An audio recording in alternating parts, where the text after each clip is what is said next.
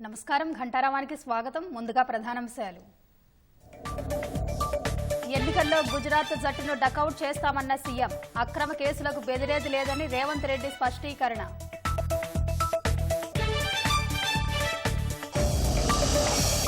హైదరాబాద్లో రజాకార్ల ప్రతినిధిని ఓడిద్దామన్న అమిత్ షా. 12 స్థానాల్లో భాజపా విజయం ఖాయమైందని వ్యాఖ్య.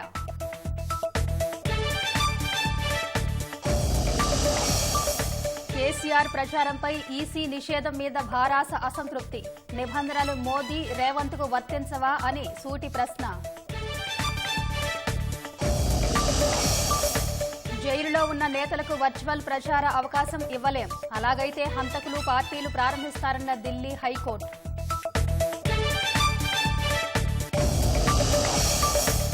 ఓఎంఆర్ పద్ధతిలోనే గ్రూప్ 1 ప్రిలిమ్స్ నిర్వహణ. భారీగా దరఖాస్తుల నేపథ్యంలో టీఎస్పీఎస్సీ నిర్ణయం.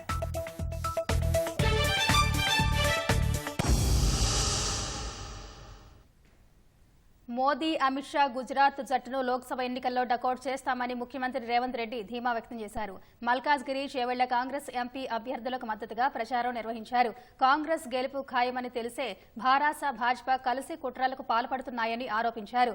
అక్రమ కేసులకు భయపడేది లేదని రేవంత్ రెడ్డి తేల్చి చెప్పారు. తెలంగాణ పౌరుషానికి, గుజరాత్ ఆధిపత్యానికి మధ్య జరుగుతున్న లోక్సభ పోరులో కాంగ్రెస్ కు మద్దతివ్వాలని సీఎం రేవంత్ రెడ్డి ఓటర్లకు పిలుపునిచ్చారు. మల్కాజ్గిరి, చేవెళ్ల అభ్యర్థులకు మద్దతుగా రోడ్ షోలు, కార్నర్ మీటింగుల్లో రేవంత్ పాల్గొన్నారు. కేసీఆర్ అవినీతి అక్రమాలను గుర్తించిన ప్రజలు అసెంబ్లీ ఎన్నికల్లో కాంగ్రెస్ కు మద్దతిచ్చారని వెల్లడించారు. రిజర్వేషన్ల కోసం పోరాడుతుంటే అమిత్ షా ఢిల్లీలో అక్రమ కేసులు పెడుతున్నారన్న రేవంత్ రెడ్డి భాజపాకు భయపడేది లేదని స్పష్టం చేశారు. ఇవాళ తెలంగాణకు పోలీసులను పంపించండు. రేవంత్ రెడ్డిని పట్టుకరాపోండి ఢిల్లీకని.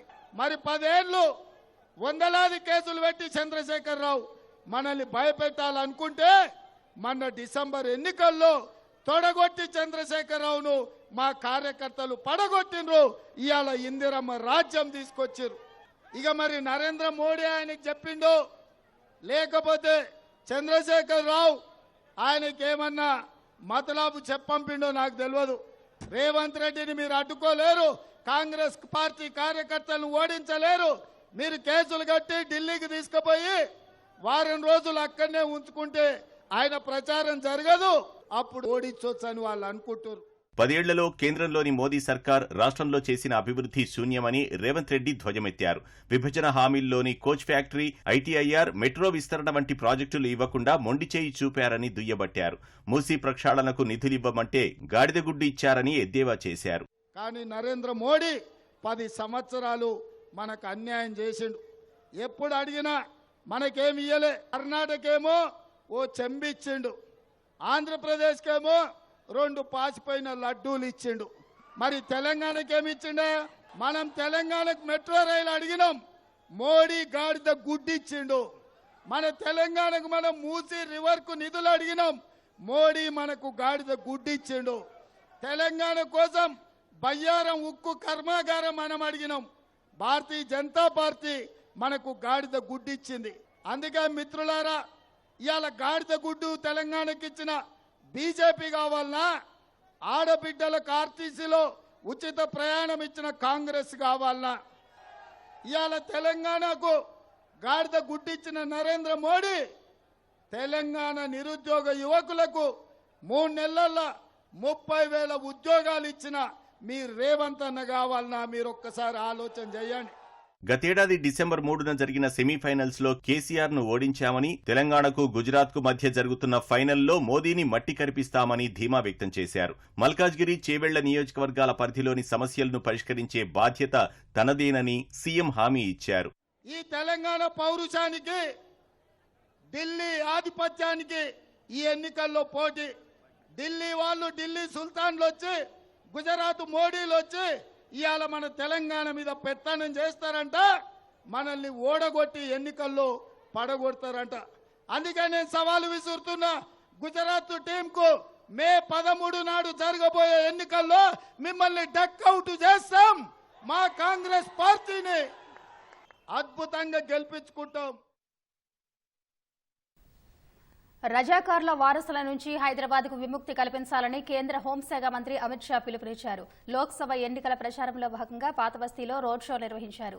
హైదరాబాద్ నుంచి మాధవీలతను గెలిపించి మోదీ నాయకత్వానికి మద్దతివ్వాలని అమిత్ షా కోరారు. అనంతరం పార్టీ ముఖ్య నేతలతో సమావేశమైన అమిత్ షా రాష్ట్రంలో 12 స్థానాలు గెలవడం ఖాయమని, కష్టపడితే ఇంకా ఎక్కువే వస్తాయని అంచనా వేశారు. సార్వత్రిక ఎన్నికల ప్రచారంలో భాగంగా హైదరాబాద్ పాతబస్తీలో కేంద్ర మంత్రి అమిత్ షా రోడ్ షో నిర్వహించారు. తొలుత లాల్ దర్వాజా అమ్మవారి ఆలయంలో ప్రత్యేక పూజలు నిర్వహించారు. అనంతరం లాల్ దర్వాజా అమ్మవారి ఆలయం నుంచి సుధా సినిమా థియేటర్ వరకు 2 కిలోమీటర్ల మేర రోడ్ షో చేపట్టారు. అమిత్ షాకు కాషాయ శ్రేణులు బ్రహ్మరథం పట్టారు. అడుగడుగునా పూలవర్షం కురిపించారు.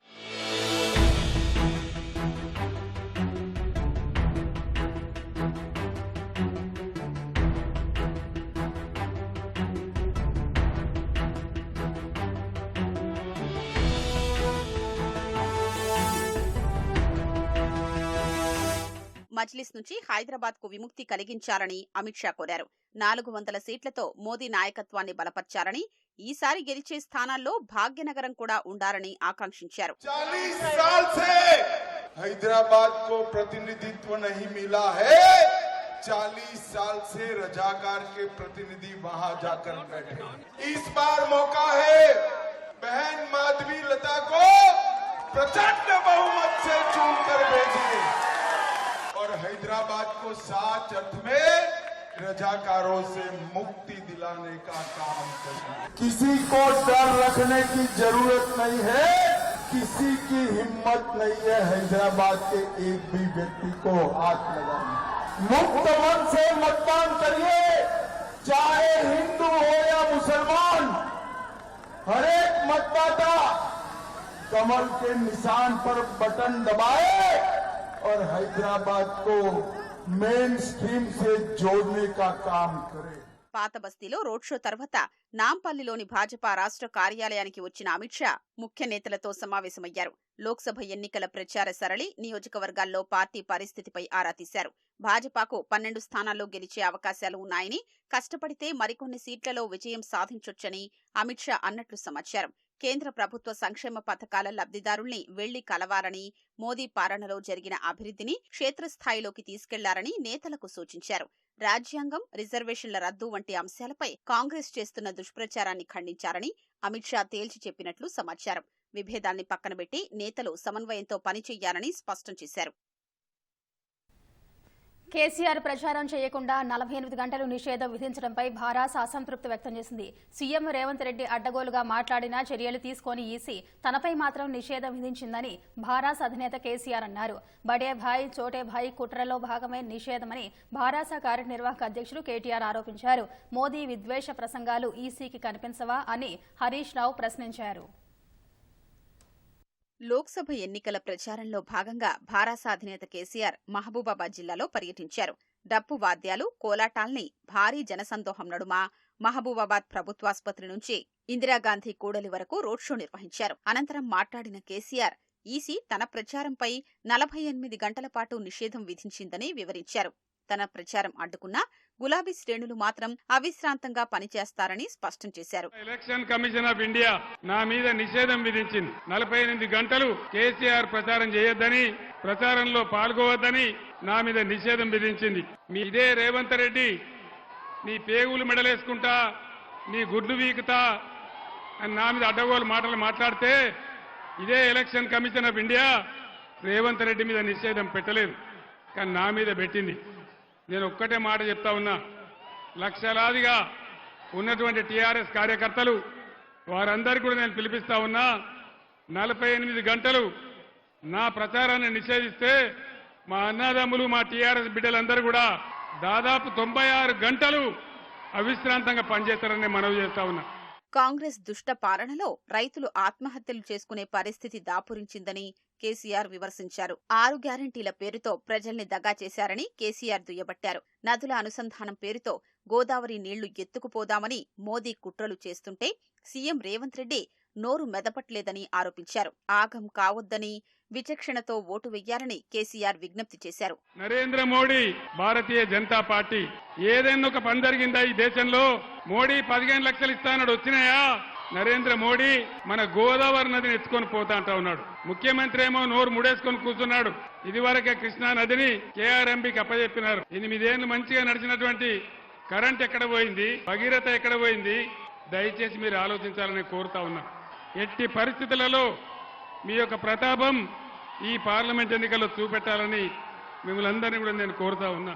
ఈసీ ఉత్తర్వులతో నిర్ణయించిన సమయానికన్నా 25 నిమిషాల ముందే కేసీఆర్ తన ప్రసంగాన్ని ముగించారు.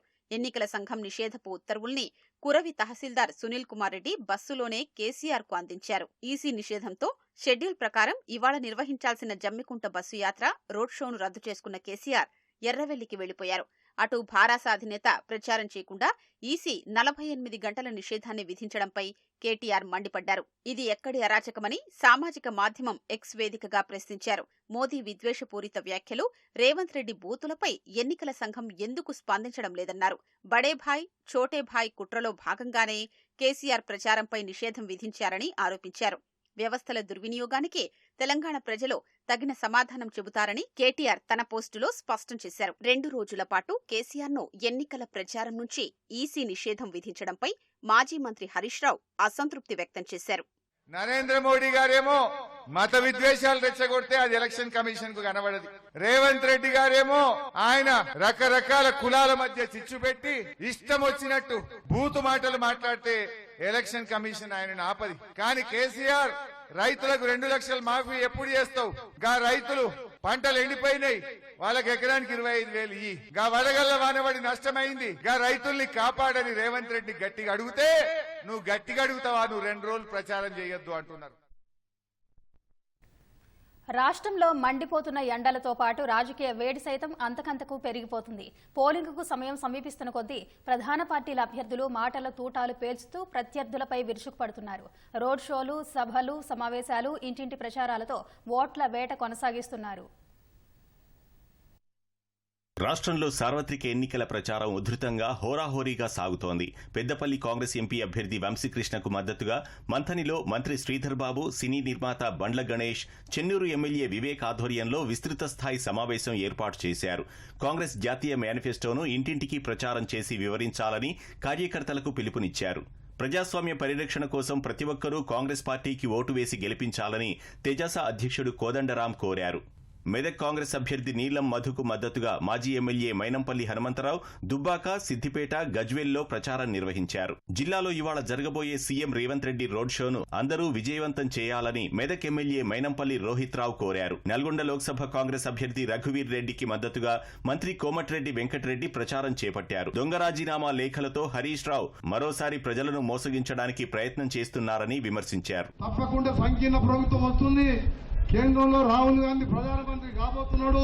ఇవాళ పైసా జమ చేసుకుంటూ ఆగస్టు 15 నాటికి 2 లక్షల రూపాయల రుణమాఫీ చేయకపోతే ఇవాళ రేవంత్ రెడ్డి గారు గౌరవ ముఖ్యమంత్రి గారు చెప్పినట్టు నేను కూడా దేనికైనా సిద్ధమే. రైతులారా, తెలంగాణ రైతులారా, మీడియా ద్వారా చెప్తున్నా, దొంగ రాజీనామా లెటర్ 2 పేజీలు రాసుకొచ్చిండు.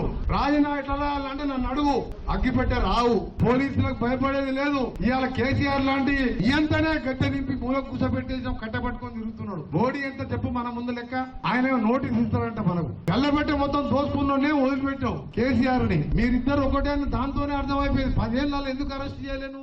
ఖమ్మం కాంగ్రెస్ అభ్యర్థి రఘురాం రెడ్డి విజయాన్ని కాంక్షిస్తూ వైరా, సత్తుపల్లి, ఏన్కూరు, తల్లాడ మండలాల్లో మంత్రి పొంగులేటి శ్రీనివాసరెడ్డి రోడ్ షో నిర్వహించారు. నిస్వార్థంగా ప్రజాసేవ చేసిన నందమూరి తారక రామారావుకు భారతరత్న ఇవ్వాలని ఆయన డిమాండ్ చేశారు. కరీంనగర్ జిల్లా వేములవాడలో కాంగ్రెస్ కార్యాలయాన్ని మంత్రి పొన్నం ప్రభాకర్, ప్రభుత్వ విప్ ఆది శ్రీనివాస్ ప్రారంభించారు.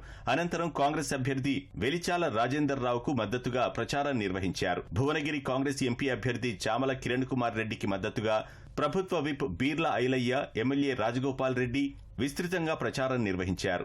వరంగల్ జిల్లా వర్ధన్నపేటలో కాంగ్రెస్ ఎంపీ అభ్యర్థి కడియం కావ్య గెలుపును కాంక్షిస్తూ ఎమ్మెల్యే నాగరాజు, కడియం శ్రీహరి కార్యకర్తల సమావేశం నిర్వహించారు. వరంగల్లో కడియం కావ్య గెలుపు కోసం కార్యకర్తలు సైనికుల్లా పనిచేయాలని మంత్రి కొండా సురేఖ పిలుపునిచ్చారు. మరి కాంగ్రెస్ పార్టీ అధికారంలోకి వచ్చిన తర్వాత ఈ రోజు ప్రజలు ఇక్కడ టీఆర్ఎస్ పార్టీని 2 సార్లు గెలిపించినాక 3వ సారి వాళ్ళకి అర్థమైంది ఈ పార్టీ ఉంటే మన తెలంగాణకు మనుగడ ఉండదు అని చెప్పి. అదే పద్ధతిలో మళ్ళీ ఈసారి బీజేపీ గాని కేంద్రంలో వస్తే మన భారతదేశానికి కూడా మనుగడ ఉండదు అనే విషయాన్ని ఈ రోజు టీఆర్ఎస్ ఖాళీ అయిన విషయం టీఆర్ఎస్ వాళ్ళకి తెలుసు. వాళ్ళు గెలవము అనేది కూడా తెలుసు. ఏదో పెట్టాలి అన్నట్టుగా అభ్యర్థులను నామమాత్రంగా పెట్టారు. మీరు బీజేపీకి ఓటేయండి, బీజేపీకి సపోర్ట్ చేయండి, మనం ఎట్లాగూ గెలవము అనేటువంటి పద్ధతిలో వాళ్ళని ఎంకరేజ్ చేస్తా ఉన్నారు. దీనికి కారణం ఏంటంటే కవితను అరెస్ట్ చేసి లోపల పెట్టారు. ఒకవేళ కాంగ్రెస్ పార్టీ వస్తే కవిత బయటికి రావడం అంటూ కల. అదే విధంగా కేసీఆర్ కేటీఆర్ మీద ఉన్న కేసులు కూడా వాళ్ళకు ఇబ్బంది కలిగే పరిస్థితి ఉంది. కాబట్టి సెంట్రల్ లో బీజేపీ వస్తే వీళ్ళ ఎంపీలను అమ్మేసి వాళ్ళు కాళ్ళు పట్టుకొని కవిత నడిపించుకొని వాళ్ళ మీద ఎటువంటి కేసులు రాకుండా చూసుకోవడానికి వాళ్ళు ప్రయత్నాలు చేస్తా ఉన్నారు. లోక్సభ ఎన్నికల ప్రచారాన్ని భారాస హోరెత్తిస్తోంది. కరీంనగర్ లోక్సభ భారాస అభ్యర్థి వినోద్ కుమార్ చింతకుంటలో మాజీ మంత్రి గంగుల కమలాకర్తో కలిసి కార్నర్ మీటింగ్ నిర్వహించారు. బండి సంజయ్ గెలుపు కోసమే కాంగ్రెస్ పార్టీ ఆలస్యంగా అభ్యర్థిని ప్రకటించిందని ఆరోపించారు. సికింద్రాబాద్ కంటోన్మెంట్ పరిధిలోని ముస్లిం మైనార్టీ ముఖ్య నాయకులతో మల్కాజ్గిరి భారాస అభ్యర్థి రాగిడి లక్ష్మారెడ్డి సమావేశమయ్యారు. మైనార్టీలు ఏకతాటిగా కారు గుర్తుపై ఓటు వేసి తనను గెలిపించాలని లక్ష్మారెడ్డి కోరారు. భద్రాద్రి కొత్తగూడెం జిల్లా టేకులపల్లి ఇల్లందులో కేసీఆర్ కాన్వాయ్పై మహిళలు పూలవర్షం కురిపించారు. నిజామాబాద్ పార్లమెంటు పరిధిలోని కోరుట్లలో ఎమ్మెల్యే కల్వకుంట్ల సంజయ్ ఎన్నికల ప్రచారం నిర్వహించారు. భారాస ఎంపీ అభ్యర్థి బాజిరెడ్డి గోవర్ధన్ ను అత్యధిక మెజార్టీతో గెలిపించాలని కోరారు. నల్గొండ భువనగిరి లోక్సభ స్థానాల్లో భారాస అభ్యర్థులను గెలిపించాలని మాజీ మంత్రి జగదీష్ రెడ్డి కోరారు. సూర్యాపేటలో గడప గడపకు తిరుగుతూ కేంద్ర రాష్ట్ర ప్రభుత్వాల వ్యతిరేక విధానాలను ప్రజలకు వివరిస్తూ ఓట్లు అభ్యర్థించారు. ఇవాళ బీజేపీ కాంగ్రెస్ ఇద్దరు కలిసి నాటకం ఆడుతున్నారని, చోటేబాయ్ బడేబాయ్ ఇద్దరు ఒకటే అని, అసలు ప్రజల సమస్యలు పక్కదారి పట్టించి తాగునీళ్ల సమస్య దేశంలో ఉన్న ఆకలి సమస్యను పక్కదారి పట్టించి ప్రజలకు సంబంధం లేని అంశాలను ముందు తీసుకొచ్చి ఇద్దరు కలిసి నాటకాలు ఆడుతున్నారు. తెలంగాణ కొరకు కొట్లాడగలిగింది కేసీఆర్, పేద ప్రజల గురించి కొట్లాడింది కేసీఆర్. ఇవాళ కృష్ణా గోదావరి నదుల్లో మన వాటా ఇళ్ల గురించి కొట్లాడాల్సింది కేసీఆర్ అనే విషయం కూడా ప్రజలు మాట్లాడుతున్నారు. తప్పకుండా బీఆర్ఎస్ పార్టీ అభ్యర్థిని గెలిపిస్తాం, కేసీఆర్ గారికి ధైర్యం ఇస్తాం, కేసీఆర్ గారికి శక్తినిస్తాం అనే పద్ధతుల్లో ప్రజలు సిద్ధమైంది. రాష్ట్రంలో కాంగ్రెస్ పార్టీకి ప్రత్యామ్నాయం భాజపాయేనని ఆ పార్టీ ఎంపీ లక్ష్మణ్ పేర్కొన్నారు. ఎన్నికల ప్రచారంలో భాగంగా ముషీరాబాద్ నియోజకవర్గంలోని పలు డివిజన్లలో ఇంటింటి ప్రచారం నిర్వహించారు. తప్పుడు ప్రచారాలు, ఫేక్ వీడియోలు సృష్టించి ప్రత్యర్థి పార్టీలు గెలవాలని చూస్తున్నాయని లక్ష్మణ్ విమర్శించారు. మల్కాజ్గిరి లోక్సభ పరిధిలో భాజపా ఎంపీ అభ్యర్థి ఈటల రాజేందర్ రోడ్ షో నిర్వహించారు. అసెంబ్లీ ఎన్నికల మాదిరి మళ్లీ దొంగ హామీలతో కాంగ్రెస్ గెలవాలని చూస్తోందని దుయ్యబట్టారు. నిజామాబాద్లో భాజపా ఎంపీ అభ్యర్థి ధర్మపురి అరవింద్ ఎన్నికల ప్రచారం చేపట్టారు. భాజపాపై తప్పుడు ప్రచారంతోనే నైతికంగా కాంగ్రెస్ అభ్యర్థులు ఓడిపోయారని ఆయన ఆరోపించారు. ప్రధానమంత్రి గారిని పట్టుకొని గుజరాత్ నుంచి వచ్చిండు, ఏదో గుడ్డు పెట్టుకున్నట్టు నెత్తి మీద గాడిది గుడ్డు పెడతా అండి. అది ముఖ్యమంత్రి చేసే పనుల దేశానికి సంబంధించిన పార్లమెంట్ కి సంబంధించిన ఎలక్షన్ నడుస్తుంది. రిలీజియస్ ప్రాతిపదికన ఉన్న ముస్లిం రిజర్వేషన్ తీసేస్తా అన్నాడు నరేంద్ర మోడీ. ఫస్ట్ ముస్లింలకు రిజర్వేషన్ కల్పించండి ఈడబ్ల్యూఎస్ లా. ఈ రేవంత్ వ్యవహారం చూస్తుంటే మళ్ళా కేసీఆర్ జమానానే తీసుకొచ్చినట్టున్నాడు. మనం ఆయనకు రియాక్ట్ అయినాం అనుకోండి అదే భాషలో, మళ్ళా గట్లనే అయితే ఈ తెలంగాణ రాజకీయాలు దానికి ఉందాతనం ఎప్పటికీ రాదు. లోక్సభ ఎన్నికల ప్రచారంలో భాగంగా రాహుల్ గాంధీ, ప్రియాంక గాంధీల రాష్ట్ర పర్యటన ఖరారైనట్లు పీసీసీ వర్గాలు వెల్లడించాయి. రాహుల్ గాంధీ ఈ నెల 5న నిర్మల్, గద్వాల్ ఎన్నికల ప్రచార సభల్లో పాల్గొని కాంగ్రెస్ అభ్యర్థులకు మద్దతుగా ప్రచారం నిర్వహిస్తారు. ఈ నెల 9న కరీంనగర్, సరూర్ నగర్లో ప్రచారం చేయనున్నారు. ఈ నెల 6, 7 తేదీల్లో ప్రియాంక గాంధీ పర్యటించనున్నారు. ఈ నెల 6న ఎల్లారెడ్డి, తాండూరు, సికింద్రాబాద్ ఎన్నికల ప్రచార సభలకు ప్రియాంక గాంధీ హాజరు కానున్నారు. ఈ నెల 7న నర్సాపూర్, కూకట్పల్లిలో ప్రియాంక ప్రచారం చేయనున్నారు. రాజ్యాంగాన్ని రద్దు చేయాలనే భాజపా కుట్రను నిరసిస్తూ ఈ నెల 4న ధర్నా చేయనున్నట్లు కాంగ్రెస్ ఎస్సీ నేతలు ప్రకటించారు. రాజ్యాంగాన్ని మార్చేందుకు మోదీ 400 సీట్లు కోరుతున్నారని మాజీ మంత్రి ఏ చంద్రశేఖర్ ఆరోపించారు. కాంగ్రెస్ ప్రభుత్వం రిజర్వేషన్లు అమలు చేసిందని, ఇప్పుడు కుల గణన చేసి వాటిని పెంచాలని భావిస్తున్నట్టు వెల్లడించారు. రాజ్యాంగాన్ని మార్చిపారేయాలని చెప్పేసి తహతలాడుతున్న మోడీ గారికి మొత్తం దేశవ్యాప్తంగా దళితులందరూ కూడా ఈ రాజ్యాంగాన్ని మార్చడానికి వీల్లేదు, రాజ్యాంగాన్ని మారిస్తే ప్రెసిడెంట్ రూల్ పెడతాడైన, ప్రెసిడెంట్ రూల్ పెట్టేస్తే రిజర్వేషన్స్ అన్ని కూడా మంటగలిచిపోతాయి. అదేవిధంగా ప్రెసిడెంట్ రూల్ పెడితే ఎవరు కూడా మాట్లాడడానికి హక్కు లేదు. ఆ విధంగా మనకి ఈరోజు ఈ యొక్క పెద్ద ముప్పు ఉన్నది కాబట్టి రాజ్యాంగాన్ని ప్రొటెక్ట్ చేసుకోవాలి, దాన్ని రక్షించుకోవాలనే విధంగా మేము రేపు 4వ తారీఖున ధర్నా చేయబోతున్నాం. అరెస్ట్ అయి జైలులో ఉన్న నేతలకు వర్చువల్ విధానంలో ఎన్నికల ప్రచారం చేసుకునే అవకాశం కల్పించాలన్న వినతిపై ఢిల్లీ హైకోర్టు ఆగ్రహం వ్యక్తం చేసింది. న్యాయ పాలన ప్రాథమిక సూత్రాలకే ఇది విరుద్ధమని పేర్కొంది. అటువంటి విధానపరమైన నిర్ణయాలను న్యాయస్థానాలు తీసుకోలేవని, పార్లమెంటుకు మాత్రమే ఆ అధికారం ఉంటుందని ఢిల్లీ హైకోర్టు ధర్మాసనం తెలిపింది. కస్టడీలో ఉన్న వ్యక్తిని ఎన్నికల్లో ప్రచారం చేసుకునేందుకు అనుమతించలేమని స్పష్టం చేసింది. అలాంటి అవకాశం కల్పిస్తే అత్యాచార నేరగాళ్లు, హంతకులు కూడా ఎన్నికల ముందు సొంతంగా రాజకీయ పార్టీలు ఏర్పాటు చేస్తారని వ్యాఖ్యానించింది. పిటిషనర్ అభ్యర్థనను తోసిపుచ్చడంతో పాటు కోర్టు సమయాన్ని వృధా చేసినందుకు జరిమానా విధిస్తామని ధర్మాసనం మండిపడింది. వ్యాజ్యం ఒక న్యాయ విద్యార్థి దాఖలు చేశారని మన్నించాలని పిటిషనర్ తరఫు న్యాయవాది ఇమ్రాన్ అహ్మద్ కోరారు. రిజర్వేషన్ల రద్దుకు సంబంధించి కేంద్ర హోంమంత్రి అమిత్ షా నకిలీ వీడియోను వ్యాప్తి చేసిన కేసులో ఢిల్లీ పోలీసులు జార్ఖండ్ కాంగ్రెస్ అధ్యక్షుడు రాజేష్ ఠాకూర్ కు సమన్లు జారీ చేశారు. నేడు విచారణకు హాజరు కావాలని సూచించారు. ఢిల్లీ పోలీసులు నోటీస్ ఎందుకు ఇచ్చారో అర్థం కావడం లేదన్న రాజేష్ ఠాకూర్ ఏదైనా ఫిర్యాదు ఉంటే ముందుగా తన ఎక్స్ ఖాతాలోని సమాచారాన్ని పరిశీలించాలని అన్నారు. ఎన్నికల ప్రచారం కీలక దశకు చేరిన తరుణంలో తాను క్షేత్రస్థాయిలో ఉండటం అవసరమని చెప్పారు. ఎలాంటి ధృవీకరణ చేసుకోకుండా సమన్లు పంపడం సరికాదన్నారు. ఈ విషయంలో న్యాయ సలహా మేరకు నడుచుకుంటానని ఠాకూర్ చెప్పారు.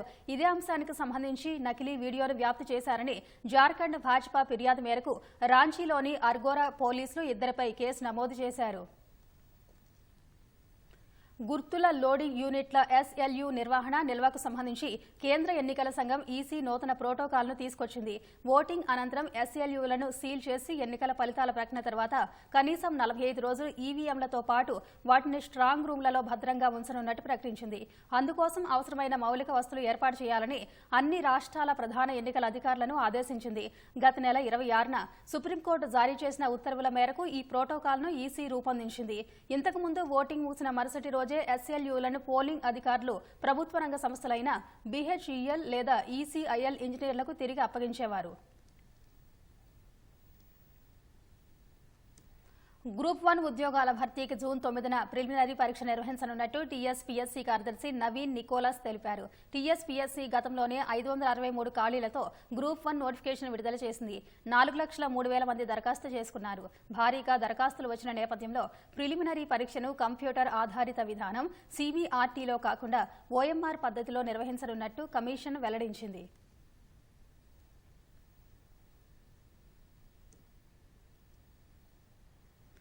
ఉస్మానియా విశ్వవిద్యాలయ అధికారుల ఫిర్యాదు మేరకు Bharasa social media convener Manne Krishank ను ఓయూ విద్యార్థి నాగేందర్ ను పోలీసులు అరెస్టు చేశారు.